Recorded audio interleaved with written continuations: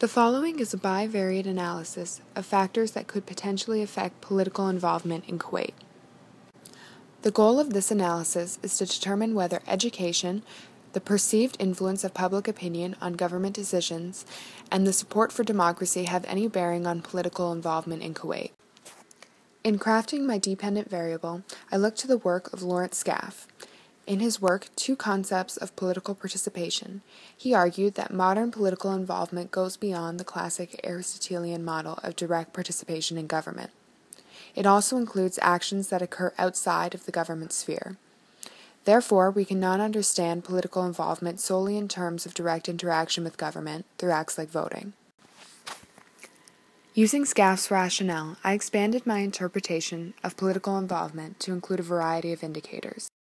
In order to maintain a consistent scale across all indicators, values have been recoded on a scale from 0 to 1. In each indicator, 1 represents the response that shows the highest level of political involvement. The reliability analysis of the chosen indicators produces a Cronbach's alpha score of 0.7220. Reliability tests that yield an alpha score of higher than 0.60 are considered to be internally cohesive enough to combine into a single index. The shape of the distribution is somewhat flatter than the normal distribution, but still sits within a healthy range, which is indicated by a negative kurtosis of negative 0.538. Given that the data in the index is interval, the key measure of central tendency is the mean, in this case, 2.3. The mean is the most sensitive to outliers that fall on the outskirts of the distribution. Therefore, it is important to compare the mean with the median to see if it is vastly affected by outliers. In this case, the mean, 2.3, is fairly close to the median score, 2.16, and thus is not greatly affected by outliers. The standard deviation here is 1.514. This indicates that much of the data is distributed fairly close to the mean. For this analysis, I will be looking at 3 independent variables.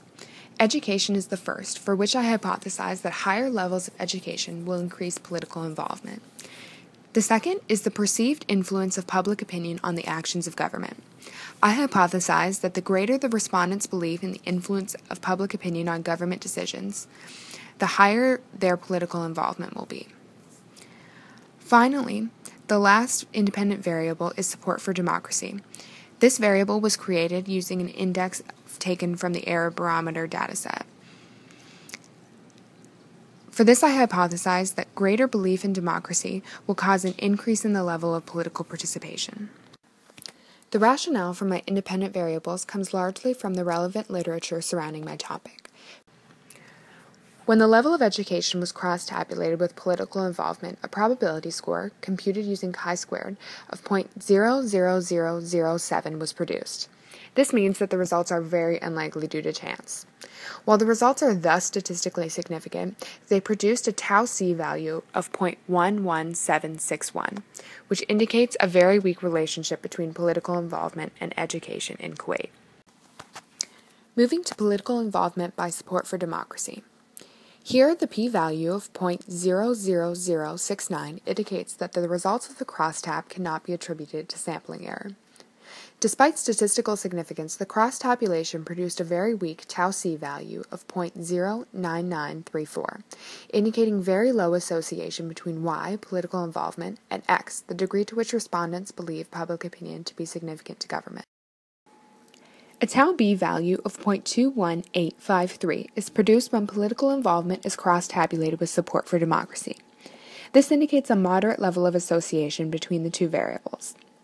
Looking to the table to illustrate, we can observe in the high category of political involvement that as support for democracy increases, so does the number of respondents in the high category, from 23 to 51.4%.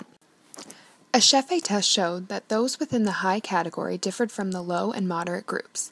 Looking to the confidence intervals confirms this, since the high category is the only one in which there is no overlap between groups. Neither education nor the perceived influence of public opinion on government decisions were good predictors of political involvement in Kuwait. The study, conducted by M. Lau Goel, built on the work of a multitude of other researchers, seeking to apply the orthodox notion that higher education is related to high levels of political involvement. However, the results of this analysis show that this logic cannot be applied to Kuwait. Low education is a standard in Kuwait. This is made evident by the frequency distribution for education, which showed that the majority of respondents had little to no education at all. Given the lack of formal education, the people of Kuwait are likely educated in other ways that cannot be accurately grasped by measuring formal education alone. Further research that combines an index with a broader scope of education may yield results more in line with this orthodox assumption. Berinsky's assertions did not hold up either. This may be due to the fact that his analysis was focused on political participation in the United States, the culture of which bears little resemblance to that of Kuwait's. Support for democracy was the best predictor. However, while it had the highest measure of association of all the independent variables, it yielded only a moderate Tau B score. This value suggests that there are other factors that influence public opinion in Kuwait. Further research would benefit